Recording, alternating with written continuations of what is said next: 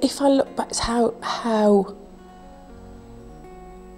often and how quickly things can change. You know, whenever I kind of made a plan or thought, right, I'm settled. This is, I can see my life now. I can see exactly where it's going. Every time I thought I got to that point, something changed. Something massive changed. And, you know, when I met my husband, we then, by the time we got together and what have you, we started a new business and we built that business and we had a lovely, successful business. We had a great few years. We had a lovely house with the river running through it, 30 acres, both the kids at lovely school. Obviously then my life settled. I'm very happy, swimming along. Then we sold the business out to a public company. And it's one of those things, again, I can look back and think, why didn't I speak up? Because I kind of looked at these guys and I thought, they're a bit weird to me. They were so full of themselves, so full of how, you know, they were going to make us a fortune, we were going to sell our business for X and it would be worth Y, that kind of thing. And there were all this other, just a huge big sales job that ended up with that we did sell the business and we did have cash and we did have shares. And then in the period where we couldn't sell the shares, the share price went from £2.42 down to 15p.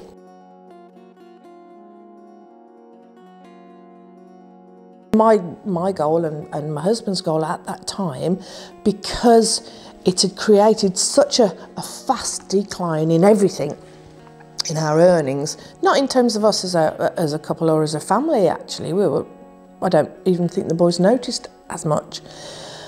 But we were in such a hole financially that our goal for 2 years was to become debt-free. You know, all of the things we started to listen to, the audio programs, were about getting out of debt, about working to clear. So, you know, we were pretty focused for 2 years to go, right. I did cry once. I'm pretty proud of that actually, looking back on it. But there was just so much to do and think about that I just didn't stop to go, oh, woe is me. You know, we were getting to the point where we were running a nice business, everything, but everything was centred around the fact of the work that my husband does, because he's a speaker and he's a trainer, so everything was about what he was doing.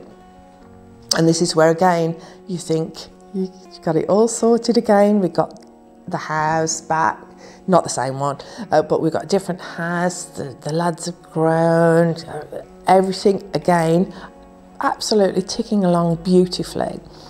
And my husband, just one afternoon, Friday afternoon, I remember it, just struggled to reach his cup. It was a bit odd. Anyway, we did the initial testing for strokes and that kind of stuff, absolutely fine. Went up to the hospital, no, they said it was vertigo, sent us home. The next day I called the GP out and said, look, I'm not happy, my husband is very quiet, just odd, he just wasn't himself, and there were no, because when the GP came out, heart fine, everything, could answer questions, but in a very limited way, but as far as they were concerned, they didn't know who he was. And so at that point, I was starting to get worried because I thought, I know there's something wrong here. And I could not get anyone else to see it. It was almost as if I was the one that could see that this isn't right. And it was worrying me because that wasn't my husband. He had started to effectively disappear. He was leaving his body was there, but him as a person, his personality, his relationship with the world, absolutely disappearing.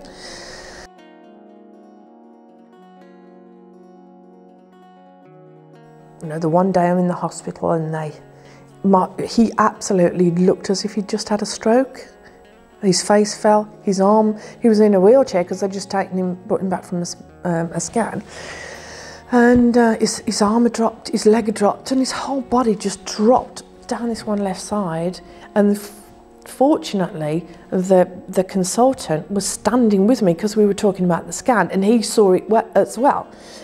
So I looked at Pete, and the consultant looked at me, and he said, "Do you realise what's just happened?" I said, "Yeah." I said, my husband's just had a major stroke. He said, "He has?"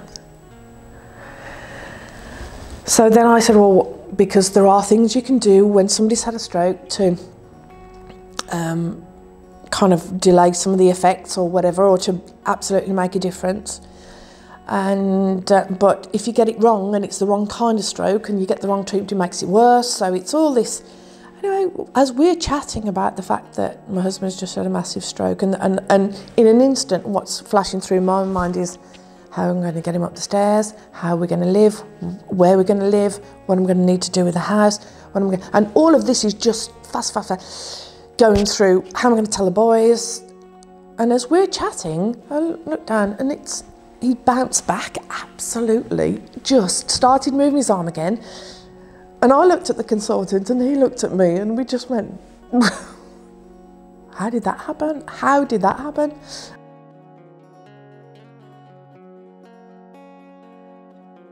You know, the next day they phoned me, because I was relieved that day because we didn't have the stroke. That wasn't a stroke, but I saw what could have happened if it was.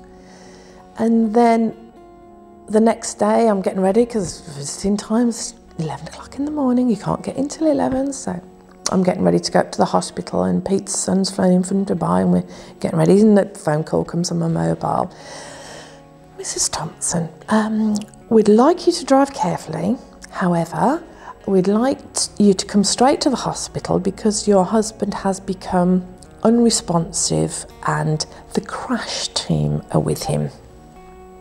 And I remember the words, obviously. Anyway, they kind of kept ruling stuff out. They said, "We'll do a lumbar puncture." Well, which they did. Anyway, found out absolute massive infection, viral infection.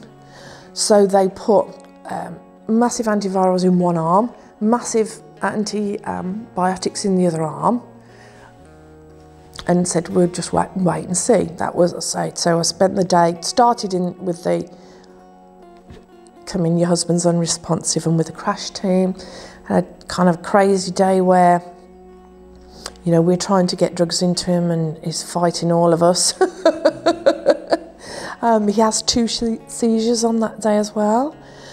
And then the doctor said to me, "I'm not sure whether to sedate your husband." I said, "Will it make any difference to the antiviral or the antibiotics?" He said, "No." I said, "Sedate him." So I left my husband on that day, sedated, antiviral, antibacterial. He hasn't been able to hold a conversation at this point for 11 days.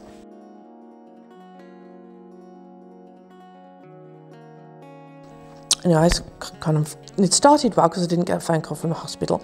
Got to the hospital and there was a bit of a weird atmosphere as I was walking down, because all the nurses are looking at me.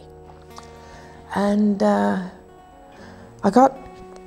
walked into my husband's cubicle and there he was, sitting up, talking, back to normal, close to, a lot thinner. And I just walked in and went, "Hiya, darling, how you doing?" And I went, "Are you kidding me? After what you've put me through, I should punch the living daylights out of you." And we laughed, and all the nurses had come in to see it, because the one nurse said to me, she said, "It's a miracle, isn't it?"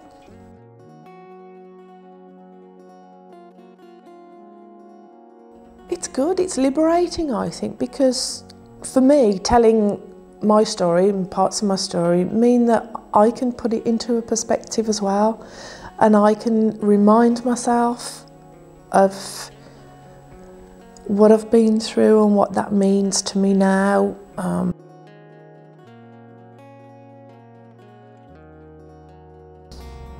It's rolling with the punches, it's enjoying the change, it's enjoying the challenge, and knowing that most of them you don't die from.